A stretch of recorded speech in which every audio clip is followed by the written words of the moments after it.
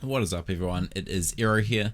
Today we're going to be talking a little bit about what is going on with airlines. So airlines are taking a bit of a hit because of the coronavirus. So have a look at this quick chart here. As you can see, we are still growing. Over 5,000 cases in Italy in the last 24 hours, almost 3,500 in Spain, 4,500 in Germany, and over 5,000, almost hitting 6,000 in the USA. So these are only confirmed cases from tests. And the total deaths, Italy is spiking up to 627 deaths in the last 24 hours. So very, very tragic. It's starting to really take off over in parts of Europe, and also the USA is starting to spike up with a 25% total increase in cases in just the last 24 hours. So not very much good news. But in terms of aviation, how is this affecting aviation? Let's take a quick look. Right now, a lot of airlines are having to look at cutting off people. Pretty much laying off many staff at once. Qantas, for instance, which also owns Jetstar, their cheaper budgeter alternative airline, Jetstar are also cutting 2/3 of all employees. That's 60% roughly of all their employees. Up to 20,000 people will be stood down or will be losing their jobs in the coming weeks, and it could happen for a matter of months. So Qantas and Jetstar employ around 30,000 people, mainly in Australia, and around 20,000 of those people will be without a job very, very shortly. So very interesting. Qantas itself are grounding their total international fleet. There will be no international aircraft coming out of Australia with Qantas carrier at all. They are completely grounding their whole fleet. And now this isn't just happening over in Australia. Air Canada also looking to cut more than 5,000 jobs themselves. Air Canada is cutting roughly 3,600 employees from its banner company and around 1,500 from its budget carrier Rogue. So it's roughly 60% of the company's flight staff will be cut in April.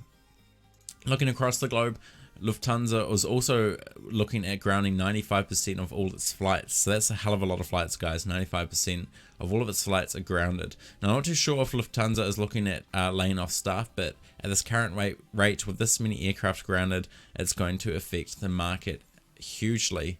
Emirates itself is looking at grounding its total A380 fleet. Now, we all know that Emirates is the largest A380 carrier in the world. They have well over 100 A380s. And they are looking at grounding the whole A380 fleet, which isn't too good, as the A380 program itself is coming to a close, hasn't been as successful as Airbus wanted, and it would be a real shame to see the whole A380 fleet of Airbus be completely grounded. Currently, they already have 20 A380s grounded in the Emirates fleet, and they're looking at grounding well over 100, as they have 115 of them. And they also have 155 777s, so it'd be interesting to see if they ground the A380s, if they ground the whole A380 fleet and just try to rely on their 777 fleet for a while. If they are to ground the A380 fleet, I am also guessing that they would be grounding a lot of their 777 fleet also to cut down on costs. Not just that, IATA is also saying that airlines need up to $200 billion in push to survive. So a lot of these airlines will not survive over the next couple of months. They reckon most of these airlines that aren't government backed will be down and bankrupt by May. So we're only talking 2 or 3 months away, guys. It's not looking too pretty at all. So most airlines, national carriers such as Emirates, gets funding from the UAE government. Qantas gets funding from the Australian government, and so on. I'm pretty sure Air Canada also would get funding from the Canadian government. I don't know that for a fact.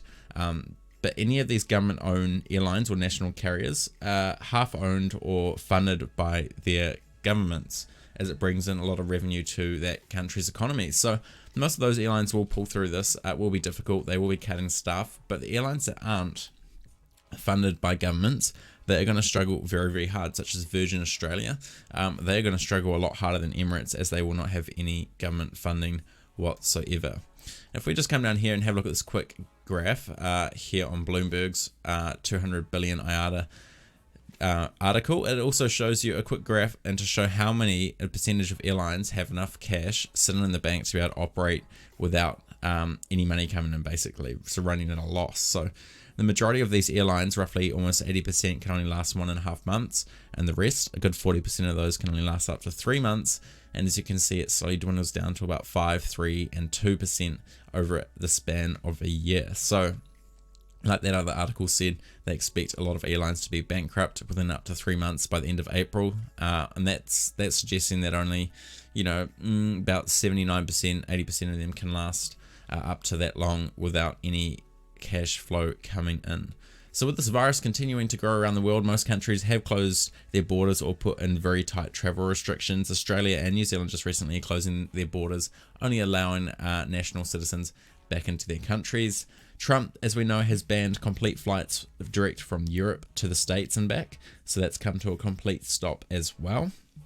And it's looking like more travel restrictions will be taking place in the coming weeks.